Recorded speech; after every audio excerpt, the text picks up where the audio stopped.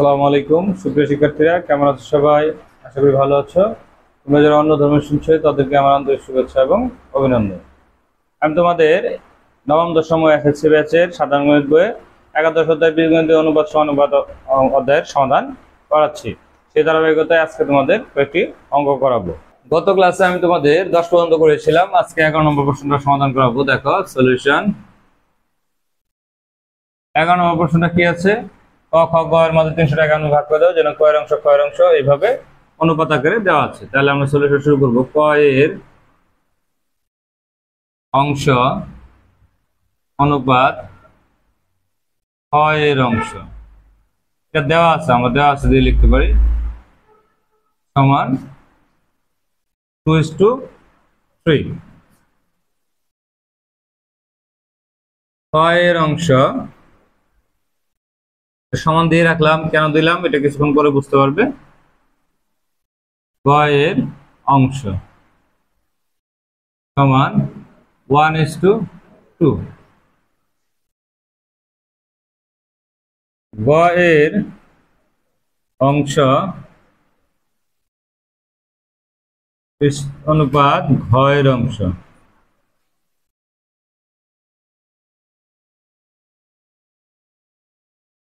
Equal to 3:2। এখন এখানে খেয়াল করতে হবে যে খ এর অংশ এবং গ এর অংশ দুইটা প্রত্যেকবার দুইবার করে আছে। তাহলে করণীয় কি? 3 1 2 3। আচ্ছা, এখানে খ এর অংশ 3, এখানে খ এর অংশ 1। এটাকে যদি আমি 3 দ্বারা গুণ করি তাহলে 3 একে 3 সমান হয়ে যাবে। আবার এটা কি হবে? 3 দ্বিগুণে 6 হয়ে যাবে। তাহলে এটা যদি 6 হয়ে যায় তাহলে এখানে আবার কত 3 আছে, তাহলে এটাকে আমরা 2 দ্বারা গুণ করতে পারি। তাহলে এই অনুপাত রাশিকে 1 দ্বারা গুণ করি তাহলে 2:3, এটাকে 3 দ্বারা গুণ করি 3:6, এটাকে 2 দ্বারা গুণ করি 6:4। তাহলে সুতরাং ক এর অংশ অনুপাত খ এর অংশ অনুপাত গ এর অংশ অনুপাত ঘ এর অংশ সমান তাহলে কি দাঁড়াচ্ছে? 2:3:6:4। এই যে সবগুলো অনুপাতকে একটি অনুপাতের মাধ্যমে যে প্রকাশ করলাম, এই ধরনের অনুপাতকে বলা হবে ধারাবাহিক অনুপাত। কি অনুপাত? ধারাবাহিক অনুপাত। তাহলে ধারাবাহিক অনুপাতের বেলায় আনার জন্য কি করতে হবে? অনুপাত রাশিগুলোকে বিভিন্ন সংখ্যা দিয়ে গুণ করতে হবে বা ভাগ করতে হবে। আচ্ছা, আমরা এখন লিখব অনুপাত রাশির যোগফল।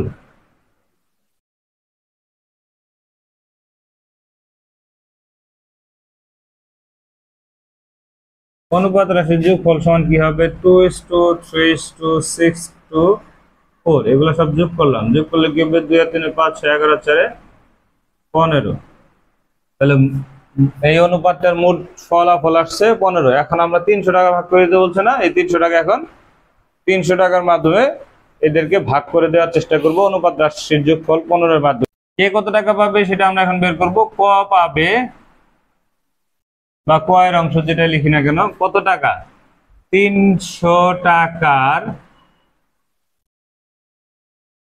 15 ভাগের কত? প্রথমটা কত? 2 অংশ।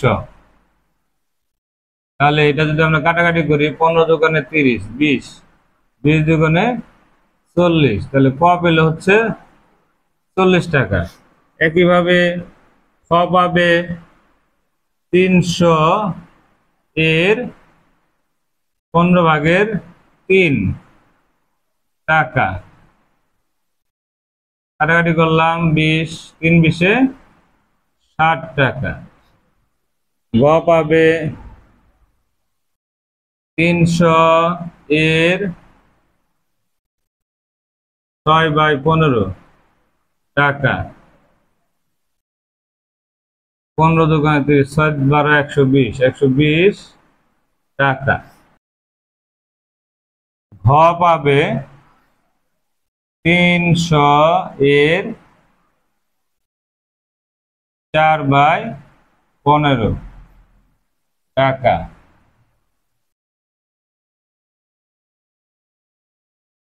তাহলে 15 20 4 20 80 টাকা। তাহলে সুতরাং ক পাবে 40 টাকা, খ পাবে 60 টাকা, গ পাবে 120 টাকা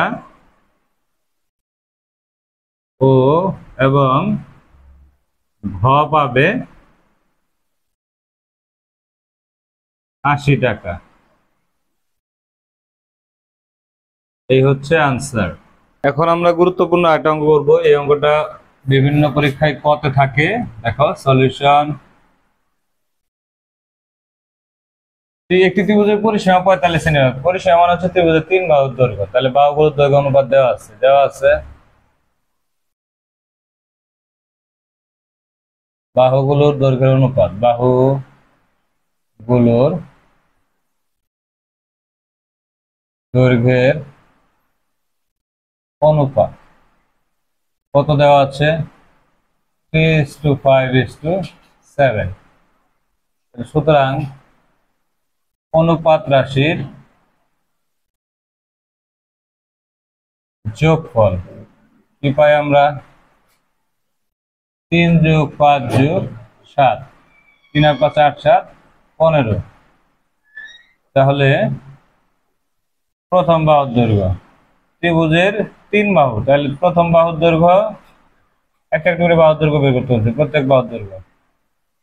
তাহলে প্রথম বাহুর দৈর্ঘ্য হচ্ছে 45 এর 15/3 সেন্টিমিটার।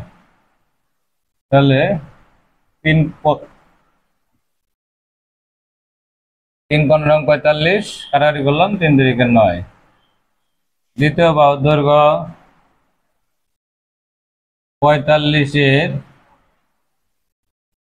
5/15 centimetre, 3 5 15 centimetre. তৃতীয় অপর বাহুর দৈর্ঘ্য বা শেষ বাহুর দৈর্ঘ্য 45 এর 7/15 সেন্টিমিটার। তাহলে এটা কাটাকাটি করলে কি হবে? 3 3 7 21 সেন্টিমিটার। এটা অনেক সময় বলে যে বৃহত্তর বাহুর দৈর্ঘ্য কত, ক্ষুদ্রতর বাহুর দৈর্ঘ্য কত। সুতরাং আমরা সবগুলো বের করে নিলাম। ত্রিভুজের বাহুগুলোর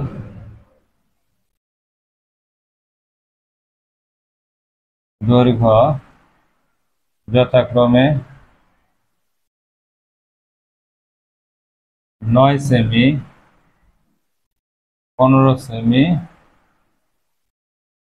ও 21 সেমি। এই হচ্ছে অ্যান্সার। এখন আরেকটা গুরুত্বপূর্ণ অংশের সমাধান করাবো। দেখো 14 নম্বর প্রশ্নটা কি দেওয়া আছে? দুইটি সংখ্যার অনুপাত দেওয়া আছে 5:7, এদের গসাগু দেওয়া আছে, লসাগু কত। এটাও পথে থাকে অনেক সময়। তাহলে আমরা ধরি যে অনুপাতটা দেওয়া আছে সেই অনুপাতের সাথে এক্স করে নেব। ধরি সংখ্যা দুইটি যথাক্রমে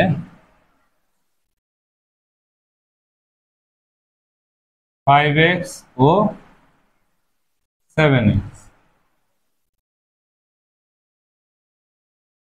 এদের গসাগু কত হবে?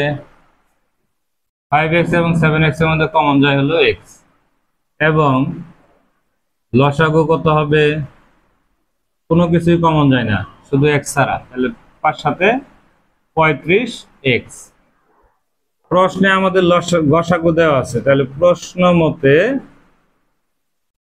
আমাদের গসাগু সমান 4। তাহলে সুতরাং লসাগু কি হবে?